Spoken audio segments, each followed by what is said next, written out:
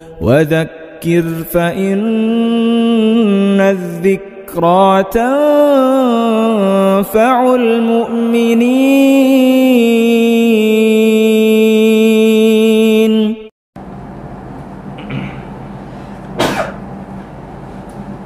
الحمد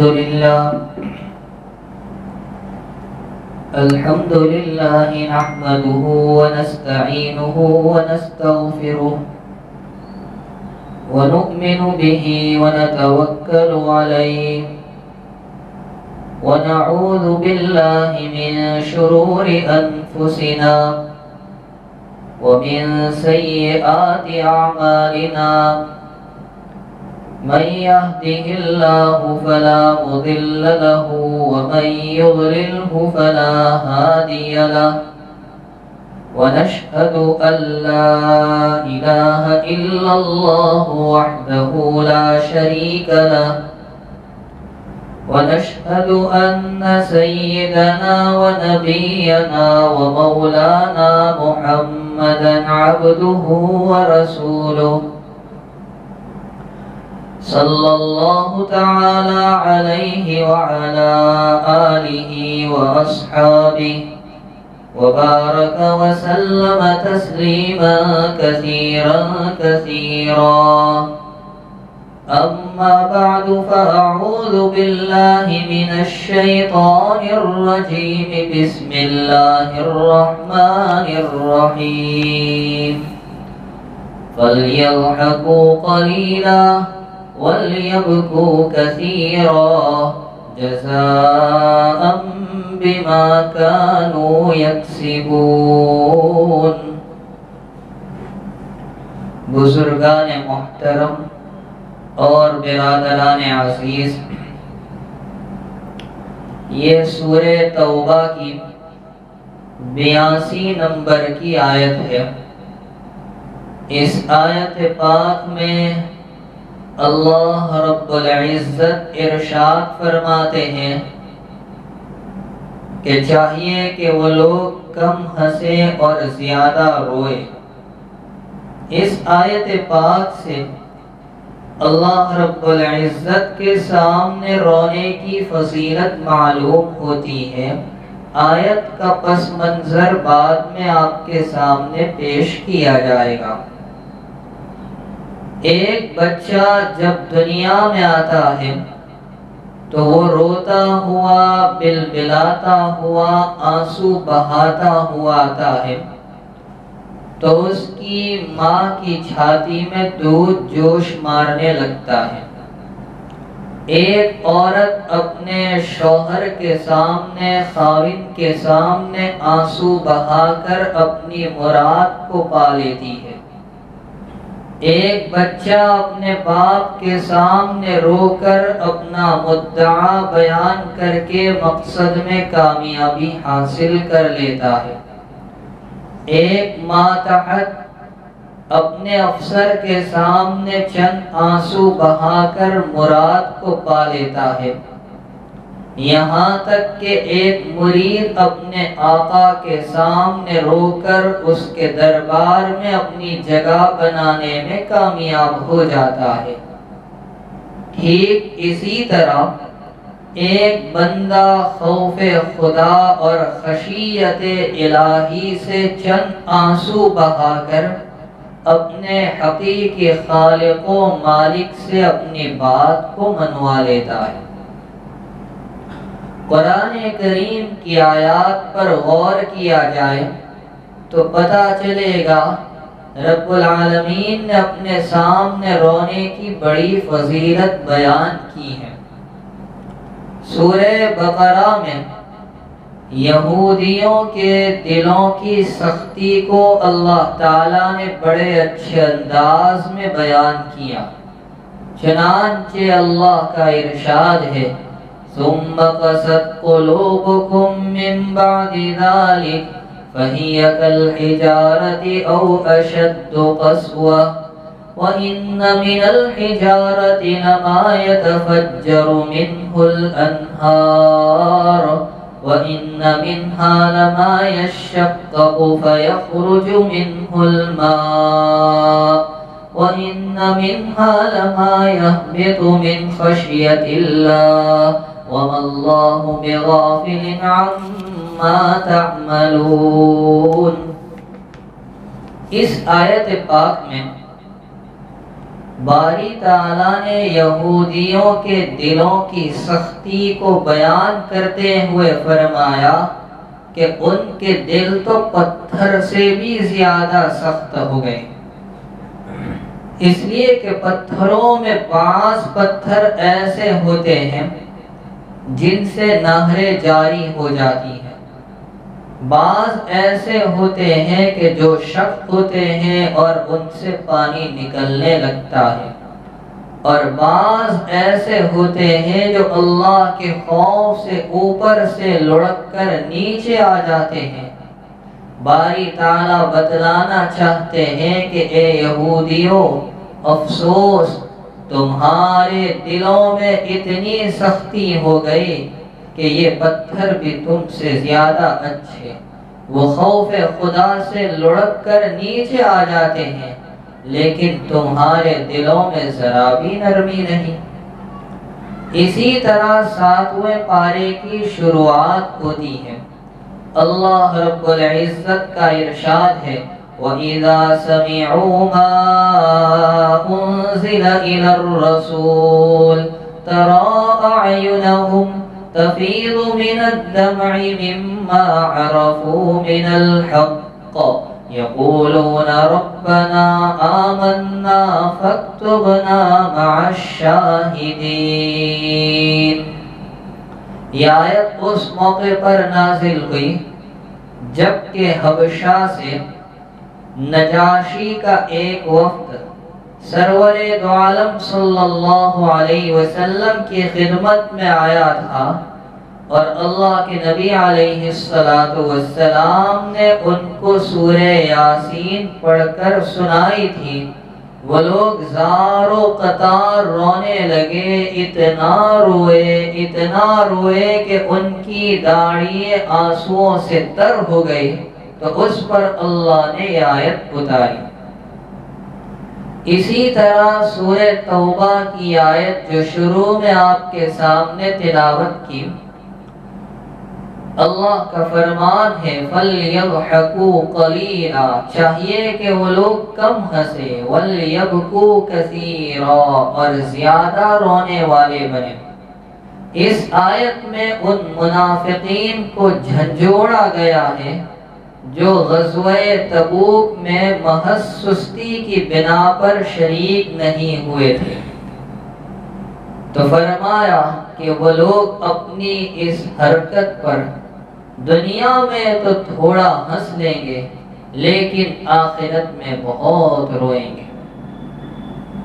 اسی طرح 27ویں پارے میں سورہ نجم کی آخری آیت میں اللہ کا فرمان ہے أَفَمِنْ هَذَا الْحَدِيثِ تَعْجَبُونَ وَتَضْحَكُونَ وَلَا تَبْكُونَ، بس کیا تم اس کلام سے تعجب کرتے ہو اور تم ہنستے ہو، روتے نہیں ہو؟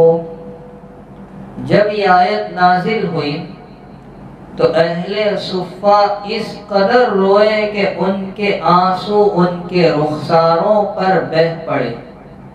حضور اکرم صلی اللہ علیہ وسلم نے ان کے رونے کی آواز سنی تو آپ بھی ان کے ساتھ رونے لگے، اور آپ کو دیکھ کر وہ بھی رونے لگے۔ حضور اکرم صلی اللہ علیہ وسلم نے ارشاد فرمایا کہ جو آدمی اللہ کے خوف سے رویا وہ دوزخ میں داخل نہیں ہوگا، اور نہ گناہ پر اصرار کرنے والا جنت میں داخل ہوگا۔ اگر تم لوگ گناہ کرنا چھوڑ دو تو اللہ تعالیٰ ایسی قوم کو لے آئیں گے جو گناہ کریں گے اور اللہ تعالیٰ سے توبہ کریں گے اور اللہ انہیں بخش دے گا۔ بہرحال قرآن کریم کی آیات سے اللہ رب العزت کے سامنے رونے کی اہمیت اور فضیلت معلوم ہوتی ہے۔ اسی طرح سرور دو عالم صلی اللہ تعالی علیہ وسلم کی احادیث پر ہم نظر ڈالیں تو پتہ چلے گا کہ نبی کریم صلی اللہ علیہ وسلم کے کیا کیا ارشادات ہیں اللہ کے سامنے رونے کے متعلق۔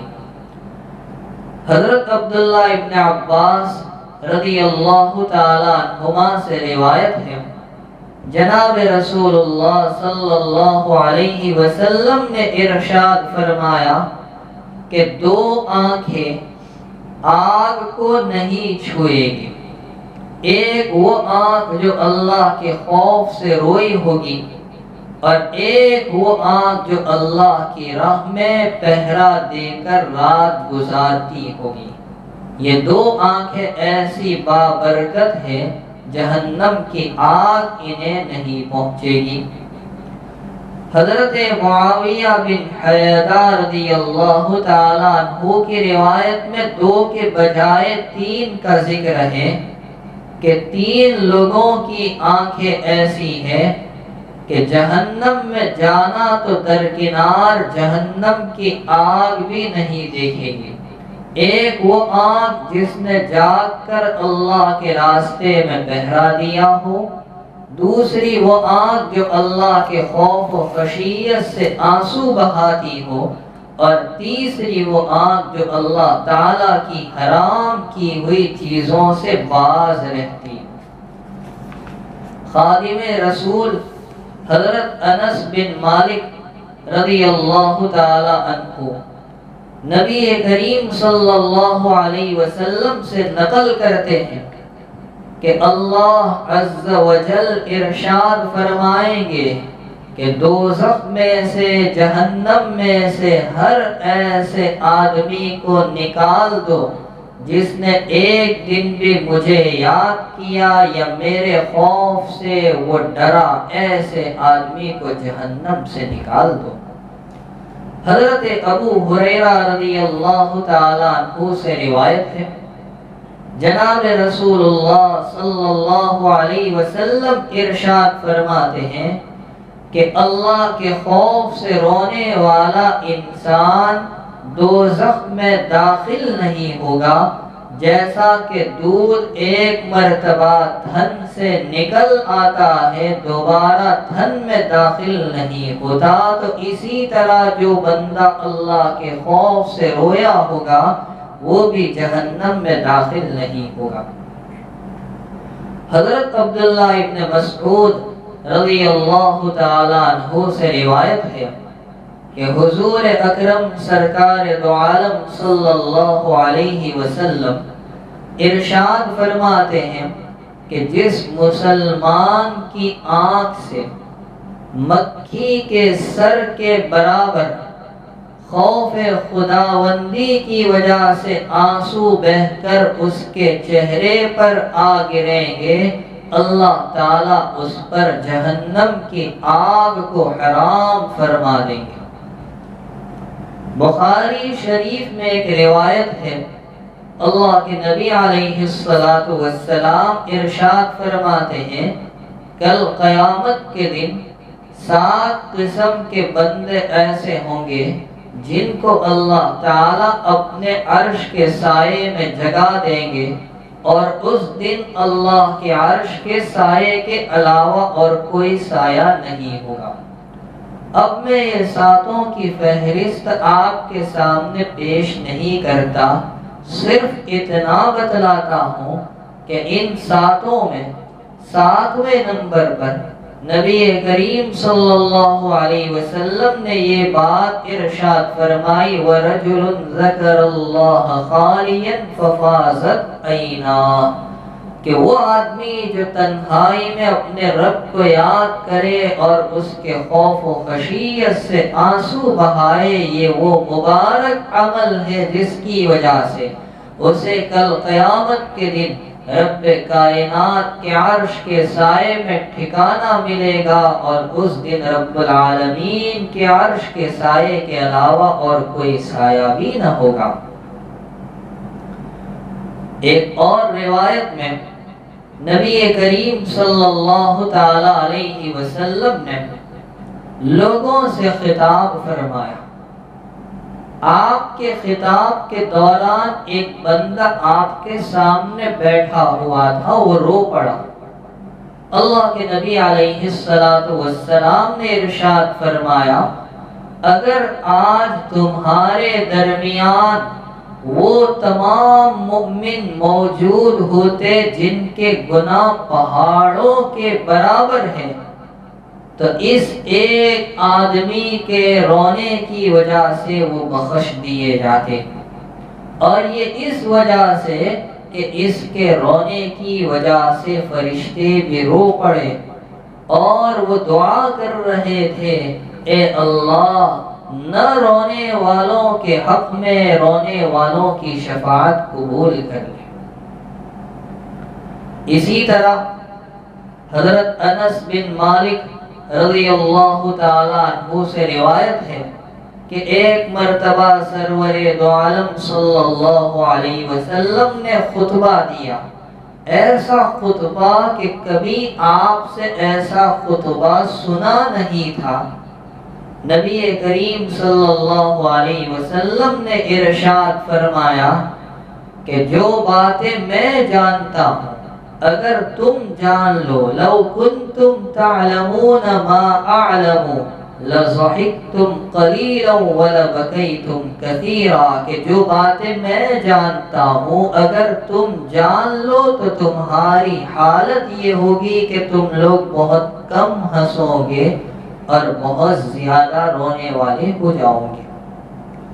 ترمذی شریف میں حضرت عقبہ بن عامر رضی اللہ تعالیٰ عنہ کی روایت میں نبی کریم صلی اللہ علیہ وسلم سے پوچھا گیا نجات کا راستہ کیا ہے، تو آپ نے نجات کے راستے میں 3 باتیں ارشاد فرمائی جو بہت مختصر آسان ہیں۔ ارشاد فرمایا، املک علیک لسانک، اپنی زبان کو قابو میں رکھو۔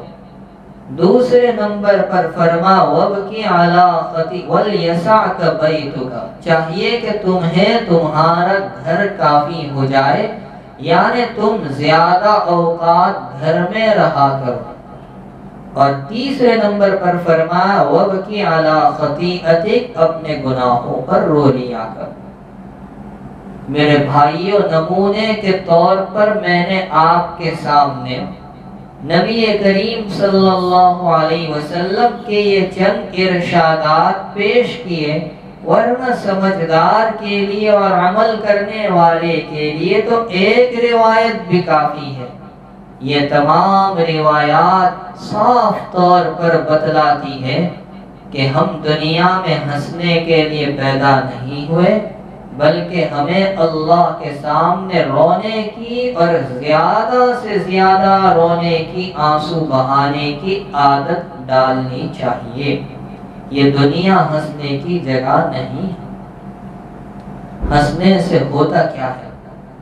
ترمذی شریف میں ایک روایت ہے جس کو حضرت ابو ہریرہ رضی اللہ تعالیٰ عنہ نقل کرتے ہیں۔ جناب رسول اللہ صلی اللہ علیہ وسلم نے ایک مرتبہ ارشاد فرمایا کہ کون ایسا شخص ہے جو مجھ سے ان کلمات کو سیکھ لے اور ان پر عمل کرے، یا کسی ایسے کو سکھائے جو ان پر عمل کرے گا۔ حضرت ابو ہریرہ رضی اللہ تعالیٰ عنہ نے سوچا کہ یہ تو بڑا اچھا موقع ہے، میں خود عمل کروں گا۔ چنانچہ عرض کیا، اے اللہ کے نبی صلی اللہ علیہ وسلم، میں حاضر ہوں، جو کلمات آپ سکھانا چاہتے ہیں، بتلانا چاہتے، آپ مجھے سکھا دیں، میں عمل کروں گا۔ اللہ کے نبی صلی اللہ علیہ وسلم نے ان کے ہاتھ کو پکڑا اور 5 نصیحتیں ان کے ہاتھ کو پکڑ کر فرمائی۔ ارشاد فرمایا پہلے نمبر پر، اتق المحارم تکن اعبد الناس، اے ابو ہریرہ اللہ نے جن چیزوں کو حرام کیا ہے ان سے بچو، سب سے بڑے عابد بن جاؤ گے۔ دوسری نصیحت کی، وَارْضَ بِمَا قَسَمَ اللَّهُ لَكَ تَكُنْ أَغْنَى النَّاسِ، اللہ نے تمہاری قسمت میں، مقدر میں جو کچھ لکھا ہے اس پر راضی رہو، سب سے بڑے مالدار بن جاؤ گے۔ تیسرے نمبر پر فرمایا وَأَحْسِنْ إِلَىٰ جَارِكَ تَكُنْ مُؤْمِنًا، اپنے پڑوسی کے ساتھ اچھا سلوک کرو، تمہارے ایمان میں کمال پیدا ہو جائے گا۔ چوتھی بات ارشاد فرمائی وَأَحِبَّ لِلنَّاسِ مَا تُحِبُّ لِنَفْسِكَ تَكُنْ مُسْلِمًا، جو چیزیں تم اپنے لیے پسند کرتے ہو اپنے بھائی کے لیے پسند کرو، تمہارے اسلام میں کمال پیدا ہو جائے گا۔ اور پانچویں آخری نصیحت کی وَلَا تُكْثِرِ الضِّحْكَ، ابو ہریرہ زیادہ مت ہنسنا، فَإِنَّ كَثْرَةَ الضِّحْكِ تُمِيتُ الْقَلْبَ، اس لیے کہ زیادہ ہنسنے سے بدن میں دل مردہ ہو جاتا ہے۔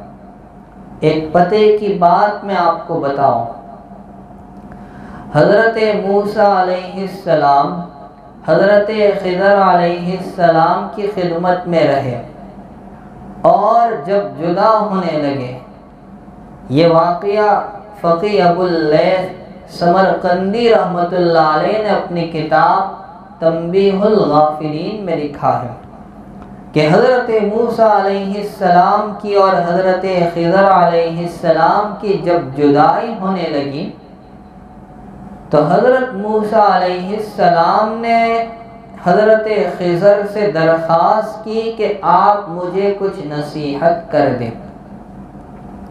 حضرت خضر علیہ السلام نے حضرت موسیٰ علیہ السلام کو چند نصیحتیں کی۔ کیا تھی وہ نصیحتیں؟ نمبر 1، اے موسیٰ، لڑائی جھگڑے سے پرہیز کرنا۔ نمبر 2، بلا ضرورت سفر نہ کرنا۔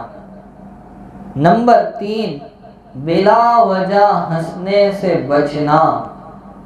نمبر 4، کسی غلط کار کی خطا پر تعجب نہ کرنا۔ اور بعض روایات میں اور بھی نصیحتیں آئی۔ نمبر 5، خطا کاروں کو ان کی خطاؤں پر شرمندہ نہ کرنا۔ اور نمبر 6، اے عمران کے بیٹے، اگر اپنے سے کچھ کوتاہی ہو جائے تو اس پر رو لیا کرنا۔ حضرت حسن بصری رحمۃ اللہ علیہ نے ایک نوجوان کو دیکھا جو قہقہا لگا کر زور زور سے ہنس رہا تھا۔ آپ نے فرمایا بیٹا، کیا تو نے پل صراط پار کر لیا؟ اس نے کہا نہیں۔ آپ نے فرمایا بیٹا، کیا تجھے معلوم ہے کہ تو جنت میں جائے گا یا جہنم میں؟ اس نے کہا نہیں۔ تو پھر آپ نے فرمایا یہ ہنسی کیسی ہے؟ اس کے بعد سے اس نوجوان کی حالت یہ ہوئی کہ کبھی اس کو ہنستا ہوا نہیں دیکھا گیا۔ حضرت حسن بصری رحمۃ اللہ علیہ کی بات اس کے دل میں سما گئی، گھر کر گئی، اور اس نے ہمیشہ کے لیے توبہ کر لی۔ ایک بہت بڑے بزرگ ہیں حضرت یحییٰ بن معاذ رازی رحمۃ اللہ علیہ، وہ فرماتے ہیں کہ 4 باتیں ہیں جو مومن میں خوشی اور ہنسی کا نام و نشان رہنے نہیں دیتی۔ کون سی ہیں 4 باتیں؟ نمبر 1، آخرت کا غم۔ نمبر 2، معاشی مصروفیت۔ نمبر 3، گناہوں کی فکر۔ اور نمبر 4، پریشانیوں کا اترنا۔ حضرت یحییٰ بن معاذ کے اس جملے کا مطلب ہے کہ مومن کے سامنے یہ 4 باتیں ہونی چاہیے۔ اگر یہ 4 باتیں رہے گی تو ہنسی خود بخود اس سے دور ہو جائے گی۔ قرآن کریم نے ایک واقعہ بیان کیا ہے سورہ کہف میں۔ کون سا واقعہ؟ حضرت موسیٰ علیہ السلام کا اور حضرت خضر علیہ السلام کا، ان دونوں کی ملاقات کا بڑا طویل اور تفصیلی واقعہ ہے، جس میں یہ بات بھی ہے کہ یہ دونوں ایک شہر میں پہنچے، شہر والوں نے ان کی مہمانی سے انکار کیا اور وہاں پر ایک دیوار جو گرنے کے قریب تھی، حضرت خضر نے اس دیوار کو درست کر دیا، سیدھا کر دیا، مضبوط کر دیا۔ حضرت موسیٰ علیہ السلام نے کہا کہ یہ شہر والے تو ایسے بدبخت بد نصیب ہیں کہ ہماری مہمانی کا تو پوچھا نہیں، اور آپ نے ان کے ساتھ یہ احسان کیا۔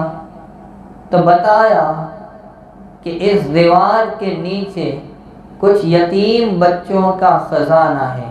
وَكَانَ تَحْتَهُ كَنْزٌ لَهُمَا وَكَانَ أَبُوهُمَا صَالِحًا، اور ان کا باپ بڑا نیک تھا۔ تو اب یہ خزانہ کیا تھا؟ معارف القرآن میں حضرت مفتی شفیع صاحب رحمۃ اللہ علیہ نے یہ بات بیان کی ہے کہ دراصل اس دیوار کے نیچے ایک سونے کی تختی تھی۔ اس سونے کی تختی پر چند نصیحتیں لکھی ہوئی تھی۔ کیا تھی وہ نصیحتیں؟ پہلی نصیحت تھی بسم اللہ الرحمن الرحیم۔ دوسری نصیحت، تعجب ہے اس آدمی پر جو تقدیر پر ایمان رکھتا ہے پھر بھی غمگین رہتا ہے۔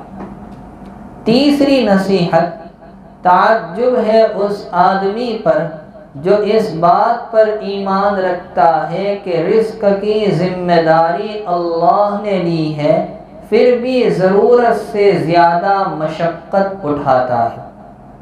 نمبر 4، تعجب ہے اس آدمی پر جو موت پر ایمان رکھتا ہے پھر بھی خوش ہوتا پھرتا ہے۔ نمبر 5، تعجب ہے اس آدمی پر جو آخرت کے حساب و کتاب پر ایمان رکھتا ہے پھر بھی غفلت برت رہا ہے۔ نمبر 6، تعجب ہے اس آدمی پر جو دنیا کے انقلابات کو جانتا ہے پھر بھی مطمئن ہو کر بیٹھا ہے۔ اور 7ویں نصیحت تھی لا الہ الا اللہ محمد الرسول اللہ صلی اللہ علیہ وسلم۔ دیکھیے ان نصیحتوں میں ایک نصیحت یہ بھی ہے کہ جو دنیا میں ہنستا پھرتا ہے حالانکہ اسے موت کا یقین ہے۔ میرے بھائیوں، دنیا ہنسنے کی جگہ نہیں بلکہ رونے کی جگہ ہے۔ سرور دو عالم صلی اللہ علیہ وسلم کی سیرت پر نظر تو ڈالو، آپ کو پتہ چلے گا کہ میرے اور آپ کے آقا جناب رسول اللہ صلی اللہ علیہ وسلم کی کیفیت کیا تھی۔ ایک روایت ہے، حضرت مطرف رضی اللہ تعالیٰ عنہ نقل کرتے اپنے والد کے حوالے سے کہ میں جناب رسول اللہ صلی اللہ علیہ وسلم کی خدمت میں حاضر ہوا تو آپ نماز ادا فرما رہے تھے، اور آپ کے سینہ اقدس اور بدن کے اندرونی حصے سے رونے کی وجہ سے ایسا جوش اور ابال مار رہا تھا جیسے ہانڈی چولہے پر جوش مارتی ہے، ابلتی ہے۔ یہ ہے کیفیت رونے کی میرے اور آپ کے آقا جناب رسول اللہ صلی اللہ علیہ وسلم کی۔ کلام اللہ شریف کی تلاوت کو سن کر آپ کو رونا آتا تھا۔ چنانچہ ابن مسعود رضی اللہ تعالیٰ عنہ جو کہ جلیل القدر صحابی ہیں، ایک مرتبہ اللہ کے نبی صلی اللہ علیہ وسلم ان سے فرماتے، ابن مسعود تم مجھے قرآن شریف سناؤ۔ وہ کہنے لگے، پیارے آقا میں آپ کو قرآن سناؤں حالانکہ خود آپ پر قرآن کا نزول ہوا ہے؟ فرمایا میرا جی چاہتا ہے کہ میں کسی اور سے سنوں۔ تو جناب رسول اللہ صلی اللہ علیہ وسلم کے حکم پر عمل کرتے ہوئے ابن مسعود رضی اللہ تعالی عنہ نے اعوذ باللہ بسم اللہ پڑھ کر سورہ نساء سے پڑھنا شروع کیا، پڑھتے گئے یہاں تک کہ جب اس آیت پر پہنچے فَكَيْفَ إِذَا جِئْنَا مِنْ كُلِّ أُمَّةٍ بِشَهِيدٍ وَجِئْنَا بِكَ عَلَى هَؤُلَاءِ شَهِيدًا، اور نظر اٹھا کر جناب رسول اللہ صلی اللہ علیہ وسلم کے چہرے انور کو دیکھا تو آپ کے آنکھوں میں آنسو جاری تھے۔ اسی طرح عزیز اور رشتہ دار کی وفات پر آپ کا رونا، یہ بھی روایات میں منقول ہے۔ اس کی ایک مثال تو یہ ہے کہ نبی کریم صلی اللہ علیہ وسلم کی کسی صاحبزادی یا نواسی کا انتقال ہو گیا۔ نبی کریم صلی اللہ علیہ وسلم کی جو باندی تھی ام ایمن رضی اللہ تعالی عنہ، تو وہ چلا کر رونے لگی۔ نبی کریم صلی اللہ علیہ وسلم نے فرمایا کہ تو نے اللہ کے نبی کے سامنے ہی چلا کر رونا شروع کر دیا۔ تو باندی نے عرض کیا آپ بھی تو رو رہے ہیں۔ حال یہ تھا کہ نبی علیہ السلام آواز لگا کر نہیں رو رہے تھے بلکہ آپ کے آنکھوں سے آنسو جاری تھے۔ فرمایا آپ نے کہ میں جس انداز میں رو رہا ہوں یہ رونا ممنوع نہیں، یہ تو اللہ کی رحمت ہے۔ اللہ تعالی بندوں کے دلوں کو نرم فرما دیتے ہیں اور اس میں شفقت و رحمت کا مادہ ڈال دیتے ہیں۔ اس کے بعد نبی علیہ السلام نے ارشاد فرمایا کہ مومن ہر حال میں خیر ہی میں رہتا ہے یہاں تک کہ اس کا نفس نکالا جاتا ہے اور اللہ تعالیٰ کی حمد اور تعریف میں وہ نفس مشغول ہوتا ہے۔ یہ ایک مثال تھی نبی علیہ السلام کے رونے کی اپنے عزیز کے انتقال پر۔ اسی طرح نبی علیہ السلام کی تیسرے نمبر کی صاحبزادی حضرت ام کلثوم رضی اللہ تعالی عنہا، ان کی قبر پر نبی علیہ السلام تشریف فرما تھے، دیکھا گیا آپ کی آنکھوں سے آنسو جاری تھے۔ اسی طرح حضرت عثمان بن مظعون رضی اللہ تعالی عنہ جو نبی علیہ السلام کے دودھ شریک بھائی تھے، ان کی وفات ہو گئی۔ اللہ کے نبی علیہ السلام ان کے مکان پر تشریف لے گئے، ان کی پیشانی کو بوسہ دیا، دیکھا گیا آپ کی آنکھوں سے آنسو نکل رہے ہیں۔ تو آپ کا رونا کبھی اللہ کے کلام کی تلاوت کو سن کر تھا، کبھی آپ کا رونا عزیز اور رشتہ دار کی وفات پر۔ اسی طرح حجر اسود کے پاس رونا بھی نقل کیا گیا ہے۔ حجر اسود جو پتھر آپ جانتے ہیں بیت اللہ شریف کی دیوار پر چسپا کیا گیا ہے، جناب رسول اللہ صلی اللہ علیہ وسلم حجر اسود کے پاس تشریف لائے اور اپنا منہ مبارک رکھ کر خوب روتے رہے، اور اس کے بعد حضرت عمر ابن الخطاب رضی اللہ تعالیٰ عنہ جو حضور کو برابر دیکھ رہے تھے، آپ نے ان سے خطاب کرتے ہوئے فرمایا اے عمر، یہ جگہ آنسو بہانے کی ہے۔ اور آپ کا رونا امت کے غم میں بھی تھا۔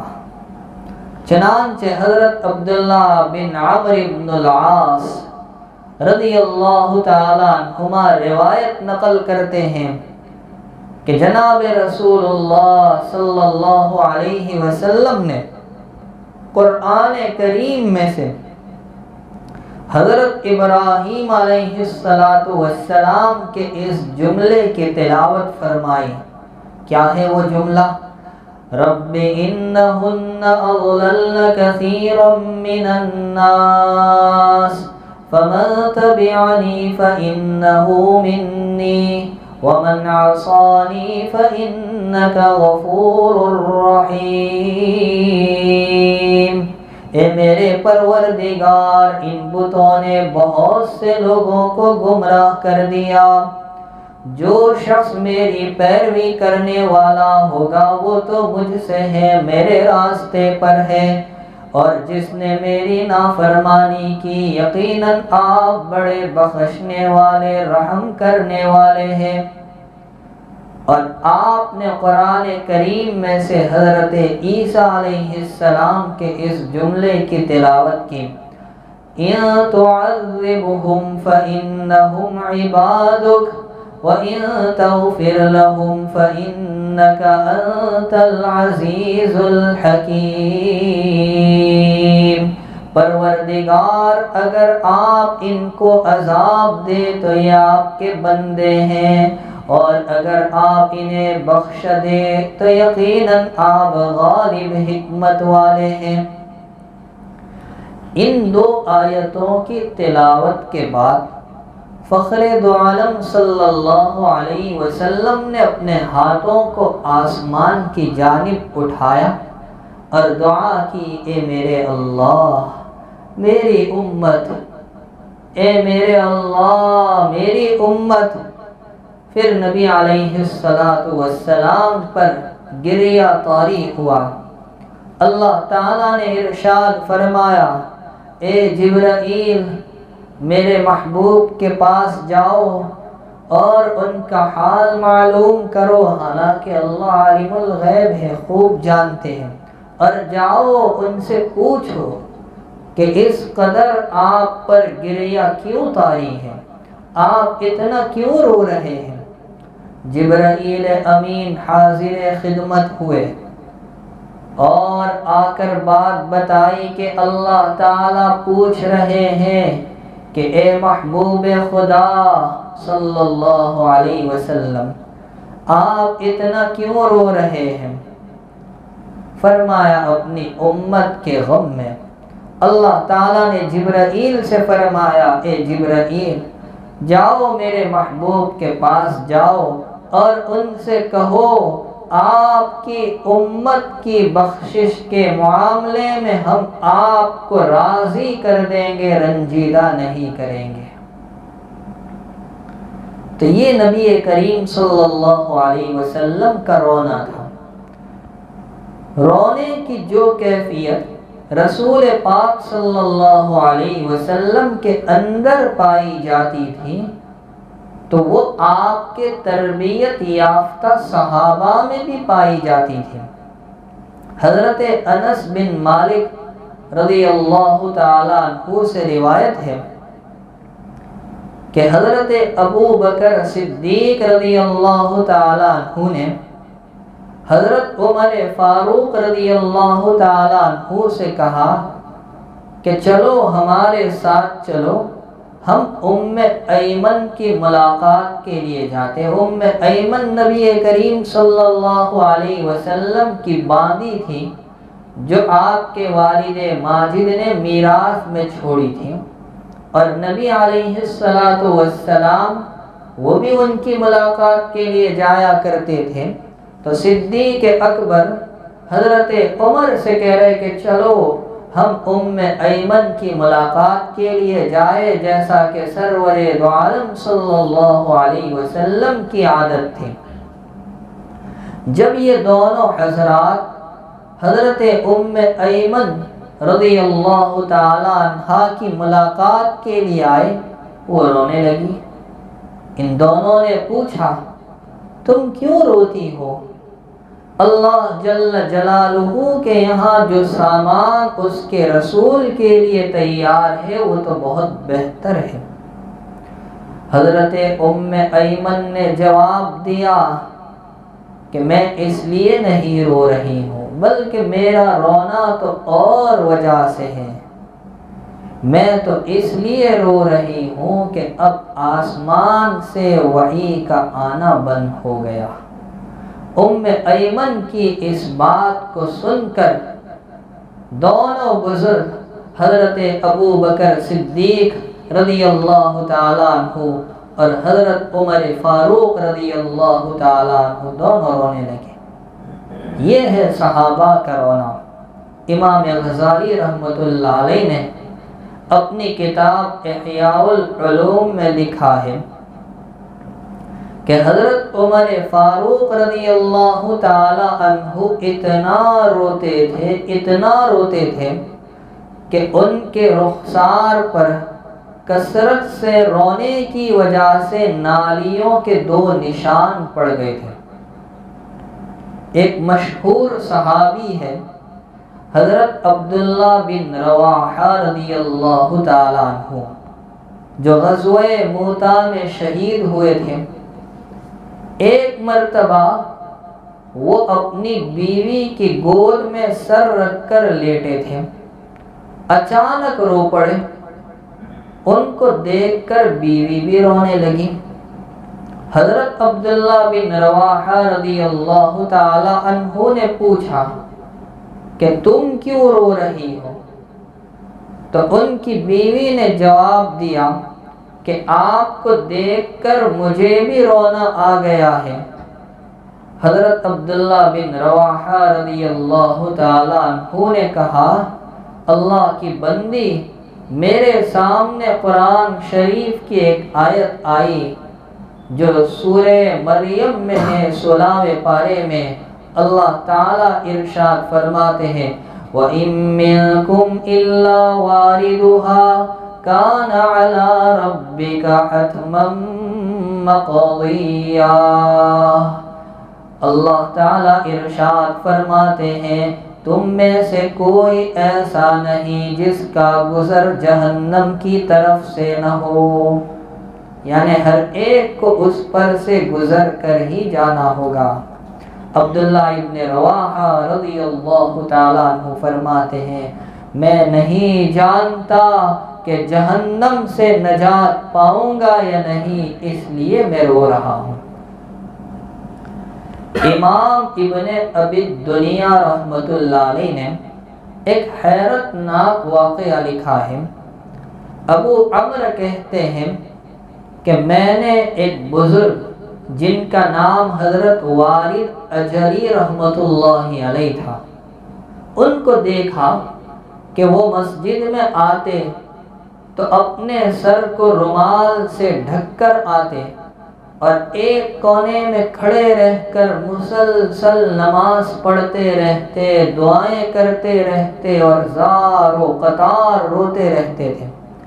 پھر مسجد سے نکلتے، ظہر کی نماز میں آتے، ایک کونے میں کھڑے رہ کر نماز اور دعا اور رونے میں مشغول رہتے۔ یہ سلسلہ عشاء کی نماز تک چلتا تھا۔ کسی سے بات چیت نہیں کرتے، نہ کسی کے پاس بیٹھتے تھے۔ ابو عمرو کہتے ہیں، ایک دن میں ان کے محلے میں گیا اور میں نے ان کے محلے کے ایک آدمی سے ان کے بارے میں پوچھا کہ یہ کون صاحب ہے؟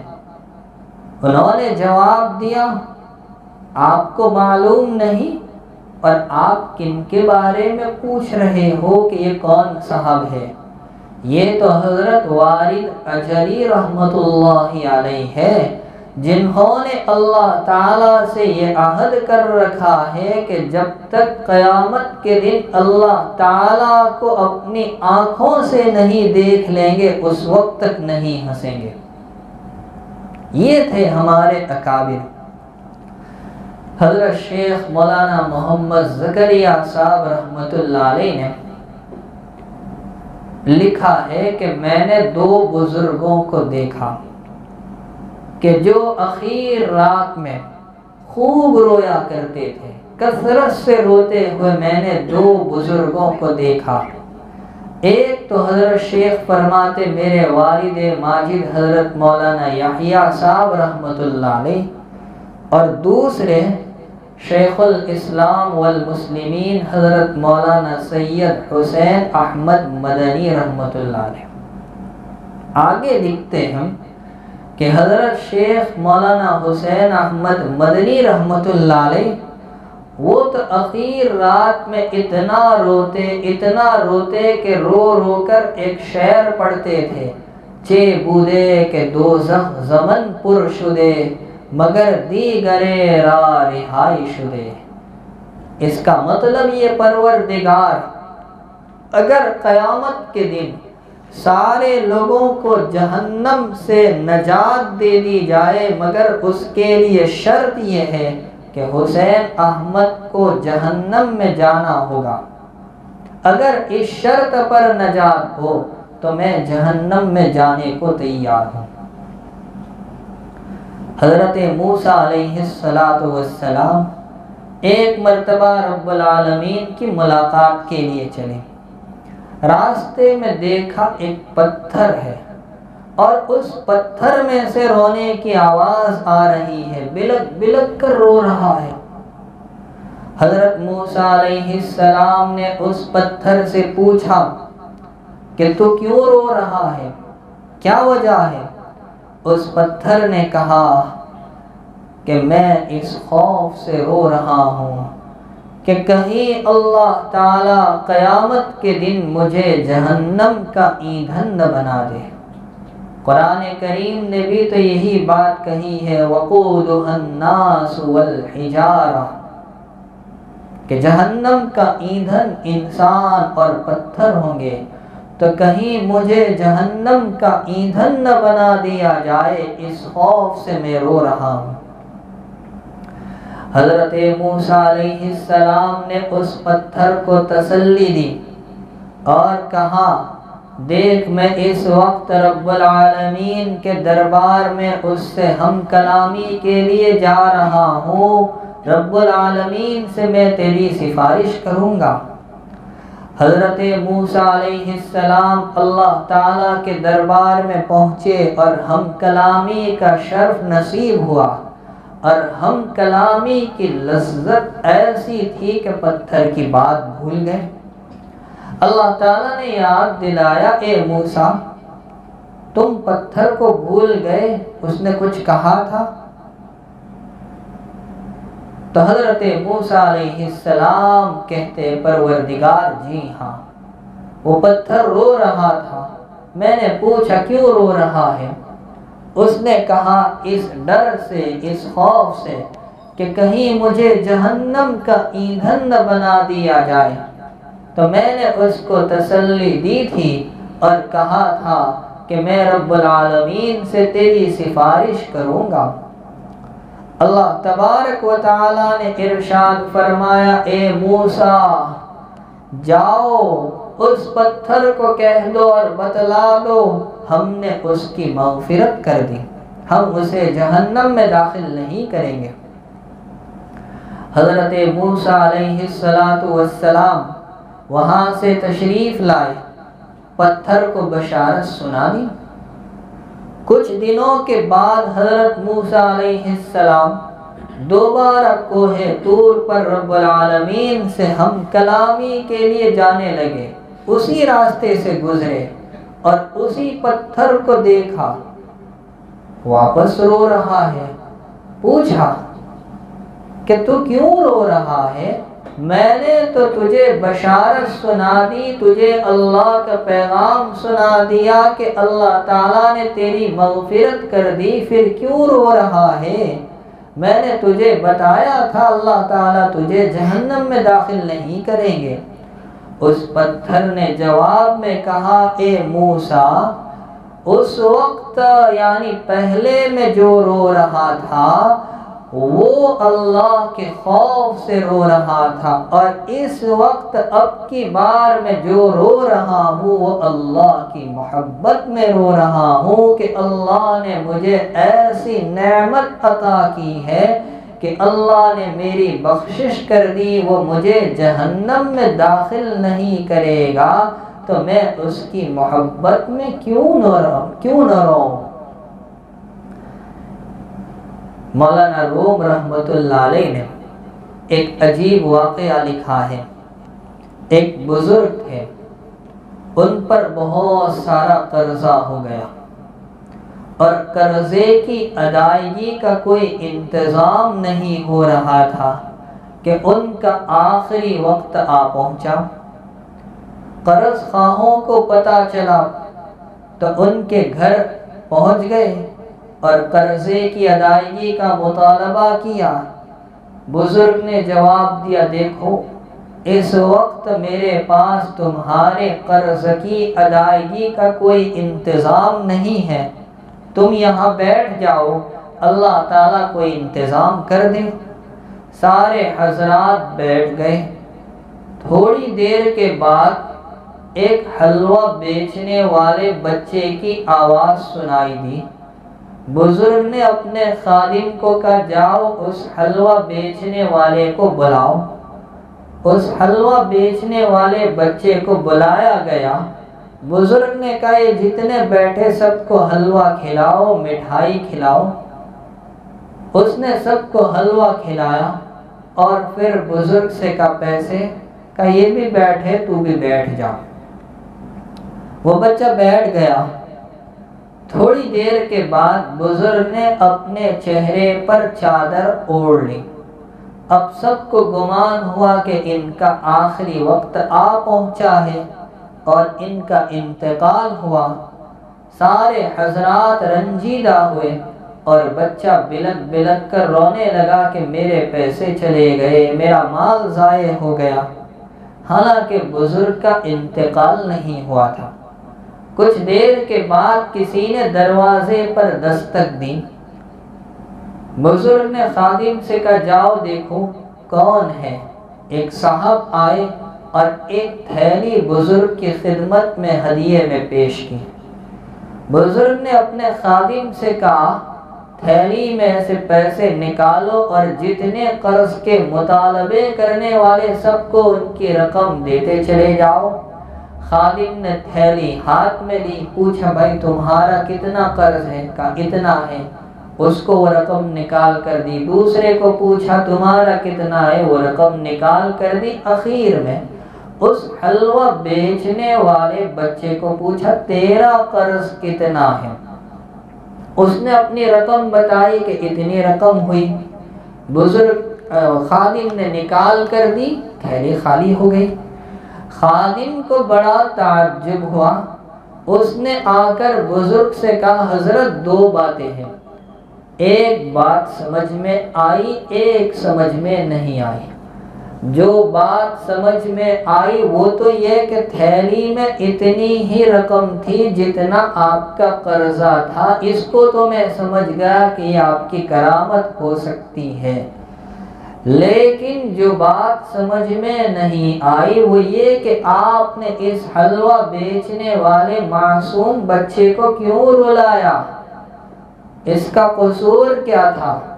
بزرگ نے بڑا شاندار جواب دیا، فرمایا جتنے یہاں قرض کا مطالبہ کرنے والے بیٹھے تھے سب سنگ دل تھے، پتھر دل تھے، کوئی نہیں رو رہا تھا۔ کوئی روتا تو قرضے کی ادائیگی کا انتظام ہوتا، اس لیے میں نے مجبوراً اس حلوہ بیچنے والے بچے کو بلایا، اس سے حلوہ خریدا، اس کی رقم باقی رکھی، وہ رونے لگا، اس کا رونا اللہ کو پسند آیا اور اس کے رونے پر رب کائنات نے میرے قرضے کی ادائیگی کا انتظام کر دیا۔ مولانا روم فرماتے ہیں، تان گریت کود کے حلوہ فروش، تان گریت کود کے حلوہ فروش، بحر بخشایش نمی آیت بجوش۔ جب تک وہ حلوہ بیچنے والا بچہ نہیں رویا اللہ کی رحمت کو بھی جوش نہیں آیا۔ تان گرید طفل کے جوشد لبن، تان گرید ابر کے خندد چمن۔ جب تک بچہ نہیں روتا ماں کی چھاتی میں دودھ بھی جوش نہیں مارتا، اور جب تک آسمان نہیں روتا اس وقت تک دھرتی بھی لہلہاتی نہیں ہے۔ معلوم ہوا کہ بات بنتی ہے تو رونے پر بنتی ہے۔ بچہ رویا، ماں کو دودھ اتر آیا، آسمان رویا اور اس نے بارش کے 2 قطرے چند قطرے برسائے، زمین پر سرسبز و شادابی اور ہریالی چھا گئی۔ لیکن آج حال یہ ہے کہ ہمارے دل اتنے سخت ہو گئے کہ ہم اللہ کے سامنے روتے نہیں، نہ رونے کی عادت ڈالتے ہیں۔ میرے والد مرحوم کی یہ بات برابر میرے کانوں میں گونج رہی ہے۔ اکثر وہ فرماتے تھے کہ یہ امت جب رات میں روتی تھی، اللہ ان کو دن میں ہنساتا تھا۔ امت نے رات میں رونا چھوڑ دیا، اللہ نے دن میں ہنسانا بھی چھوڑ دیا۔ میرے بھائیوں، اسی لیے چاہیے کہ ہم اللہ کے سامنے زیادہ سے زیادہ رونے والے بنیں۔ دنیا ہنسنے کی جگہ نہیں، یہ رونے کی جگہ ہے۔ حدیث شریف میں ہے، حضرت عبداللہ بن قیس رضی اللہ تعالی عنہ سرور دو عالم صلی اللہ علیہ وسلم کا فرمان نقل کرتے ہیں کہ جہنمی جہنم میں اتنا روئیں گے، اتنا روئیں گے، اتنا روئیں گے اور اتنے آنسو نکالیں گے کہ اگر ان کے آنسوؤں میں کشتیوں کو چھوڑ دیا جائے تو وہ بھی چلنے لگے، اور پانی کے آنسو ختم ہو جائیں گے تو خون کے آنسو نکلنے لگیں گے۔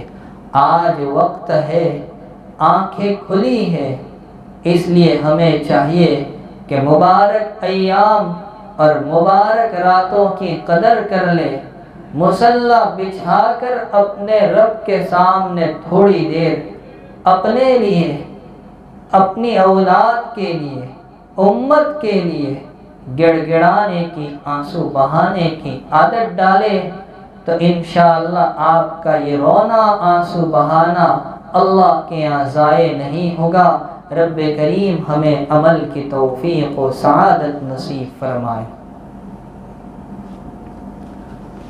ہمارے متعلقین میں جناب الطاف بھائی بمبئی والا، ان کا انتقال ہو گیا ہے۔ اللہ تعالیٰ ان کی بے انتہا مغفرت فرمائے، درجات عالیہ نصیب فرمائے۔ زرینہ پٹیل بیمار ہے، اسی طرح محمد فرید بیمار ہے، مریم بی بی خلیفہ، محمد بھائی خلیفہ، رضیہ بانو خلیفہ اور اون میں شبیر بھائی، یہ تمام حضرات بیمار ہیں۔ اللہ تبارک و تعالی ان تمام بیماروں کو شفائے کاملہ عاجلہ دائمہ نصیب فرمائے، اور بانو بی بی غلام حسین پٹیل اور امتیاز غلام حسین پٹیل مغفرت کی دعا کی جائے۔ اللہ تعالیٰ ان کی بال بال مغفرت فرمائے، انہیں درجات عالیہ نصیب فرمائے۔ سبحانک اللہم وبحمدک وتبارک اسمک وتعالی جدک ولا الہ غیرک، سبحان اللہ وبحمدہ، سبحان اللہ العظیم، سبحان اللہ وبحمدہ عدد خلقہ ورضا نفسہ وزینت عرشہ ومداد کلماتہ، لا الہ الا اللہ الحنان المنان بدیع السماوات والارض ذو الجلال والاکرام، لا الہ الا اللہ الاحد الصمد الذی لم یلد ولم یولد ولم یکن له کفوا احد۔ اللہم صل علی سیدنا و مولانا محمد النبی الأمی وعلی آلہ واصحابہ وسلم تسلیما۔ یا رب صل وسلم دائما ابدا علی حبیبک خیر الخلق کلہم۔ ربنا آتنا فی الدنیا حسنہ وفی الآخرۃ حسنہ وقنا عذاب النار۔ ربنا لا تزغ قلوبنا بعد إذ هديتنا وهب لنا من لدنك رحمة إنك أنت الوهاب۔ ربنا إنك جامع الناس ليوم لا ريب فيه إن الله لا يخلف الميعاد رب اغفر وارحم وأنت خير الراحمين واعف عنا واغفر لنا وارحمنا أنت مولانا فانصرنا على القوم الكافرين ربنا لا تجعلنا فتنة للقوم الظالمين ونجنا برحمتك من القوم الكافرين ربنا اغفر لنا ولإخواننا الذين سبقونا بالإيمان ولا تجعل في قلوبنا غلا للذين آمنوا ربنا إنك رؤوف رحيم اللهم صل وسلم وبارك على سيدنا ومولانا محمد اللهم إنك عفو تحب العفو فاعف عنا يا رحيم يا كريم فاعف عنا يا رحيم يا كريم فاعف عنا يا رحيم يا كريم اللهم أجرنا من النار اللهم أعتق رقابنا من النار اللهم نجنا من النار اللهم إنا نسألك الجنة ونعوذ بك من النار اللهم احفظنا من النار اللهم إنا نسألك من خير ما سألك منه نبيك وحبيبك محمد صلى الله عليه وسلم ونعوذ بك من شر ما استعاذك منه نبيك وحبيبك محمد صلى الله عليه وسلم وأنت المستعان وعليك البلاغ ولا حول ولا قوة إلا بالله العلي العظيم الہ العالمین ویا اکرم الاکرمین ہم گنہگار ہیں خطا کار ہے سیاہ کار ہے نجس ہے ناپاک ہے سر سے لے کر پیر تک معصیات میں ڈوبے ہیں دن رات صبح و شام ہر دم ہما وقت آپ کی نعمتیں بارش کے قطرات کی طرح ہم پر گرتی رہی برستی رہی مگر ہم تو احسان فراموش غدار اور نکمے تیری دی ہوئی نعمتوں کو اور تیری عطا کی ہوئی صلاحیتوں کو تیری نافرمانیوں میں کھپاتے رہے مگر اس کے باوجود عطا اور بخشش کا دروازہ آپ نے ہم پر بند نہیں کیا الہی ہم تیرا شکر ادا کرے تو کیسے کرے رب کریم ہمارے بدن پر جسم پر جتنے بال ہیں ان بالوں کو زبان مان لیا جائے اور ان سے آپ کی تعریف اور آپ کے شکر کے کلمات پڑھنا شروع کیا جائے زبانیں ختم ہو جائے گی تھک کر چور ہو جائے گی مگر آپ کی نعمت کا ایک باب ختم ہونے والا نہیں الہ العالمین ہم اتنا ہی جانتے ہیں کہ آپ کی ذات بلا عیب ہے اور ہم عیوب سے بھرے ہیں رب کریم ہمارے اندر بہت سے عیب ہے آپ میں کوئی عیب نہیں آپ خالق ہے ہم مخلوق ہے آپ معبود برحق ہے ہم آپ کے گنہگار عابدین ہیں آپ آقا ہیں ہم غلام ہیں آپ مالک ہیں ہم مملوک ہیں پروردگار ہم نے دنیا میں دیکھا کہ آقا اپنے غلاموں کی رعایت کرتا ہے نرمی کا معاملہ کرتا ہے آپ تو ارحم الراحمین ہے اکرم الاکرمین ہے اے وہ ذات جس نے بڑے بڑے مجرموں کو معاف کیا اور انہیں ولایت کا عالی مقام دے دیا اے وہ ذات پاک جس نے کلیجہ چبانے والی ہندا کو معاف کیا اور صحابیہ بنا دیا اے وہ ذات پاک جس نے قاتل حمزہ وحشی کو معاف کر کے صحابی بنایا اے وہ ذات پاک جس نے ڈاکوؤں کے سردار فضیل بن عیاض کو ولیوں کا سردار بنا دیا اے وہ ذات پاک جس نے شرابی کبابی نشے میں چور بشر حافی کو اپنا ولی بنایا۔ میرے مولا کچھ نظر رحمت ہم پر بھی ڈال دے۔ اے اللہ ہم گنہگار ہیں، اے اللہ ہم گندے ہیں، آخر کار آپ کے تو بندے ہیں۔ اے اللہ ہمارے لیے آپ کے در کے علاوہ ہے بھی کون سا در؟ اے اللہ اگر تو ہی اپنے در سے نکال دے، دھتکار دے، اے اللہ ہم کہاں جائیں گے؟ اے اللہ ہم تو تیرے در پر آ پڑے ہیں، ضدی بندے بن کر آئے ہیں۔ اے اللہ کچھ نہیں چاہتے، بس تجھ سے اپنی مغفرت کا سوال کرتے ہیں۔ الہ العالمین، رمضان المبارک کی ہر رات میں کتنے بندوں کی بخشش ہوتی ہے۔ ایک روایت میں تو یہ پڑھا کہ ہر رات میں 6 لاکھ بندوں کو جہنم سے نجات دی جاتی ہے۔ میرے مولا آج کی رات میں جہنم سے نجات پانے والوں میں، بخشش پانے والوں میں ہم نکموں کا نام لکھ دیجئے۔ الہ العالمین ہماری بخشش کے فیصلے فرما، ہمارے والدین کی اور امت کے ایک ایک فرد کی بخشش و مغفرت کے فیصلے فرما دے۔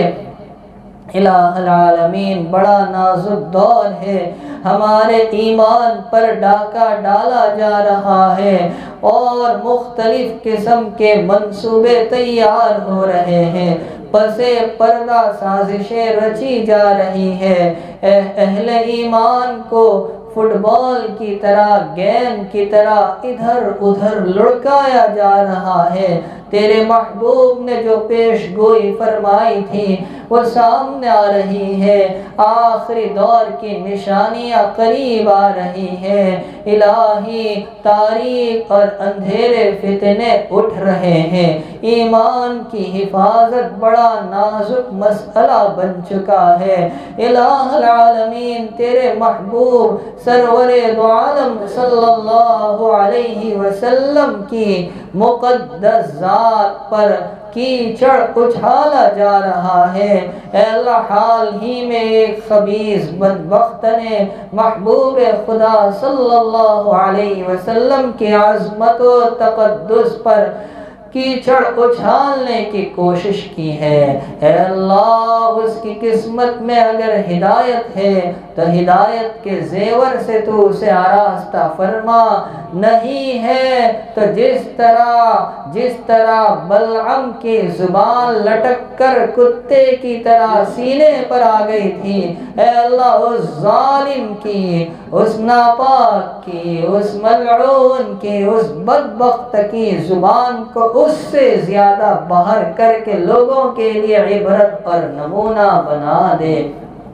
الہ العالمین ہم نے تیرے نبی کو، تیرے محبوب کو پہچانا نہیں، اے اللہ ہم ان کی سیرت سے ناواقف، اے اللہ ہم یہ سمجھتے رہے کہ حضور صرف ہمارے، حالانکہ حضور تو رحمت للعالمین ہے۔ اے اللہ اغیار تک تیرے محبوب کی سیرت اور ان کے پیغام کو پہنچانے کی ہمیں توفیق عطا فرما، تیرے نبی کی ذات و سیرت سے واقف کرانے کی ہمیں سعادت عطا فرما۔ الہ العالمین جہاں کہیں نبی کریم صلی اللہ علیہ وسلم کی شان اقدس میں گستاخی ہو رہی ہے، اے اللہ ان گستاخوں کو سخت سے سخت ترین سزا دے، اے اللہ صفِ ہستی سے ان کو پاک و صاف فرما، ان کو نیست و نابود فرما، اے اللہ ان کو قارون کی طرح دھسا دے، ابرہا کے لشکر کی طرح انہیں کچل دے، اے اللہ قوم لوط کی طرح پٹک پٹک کر ان کو ہلاک و برباد فرما دے۔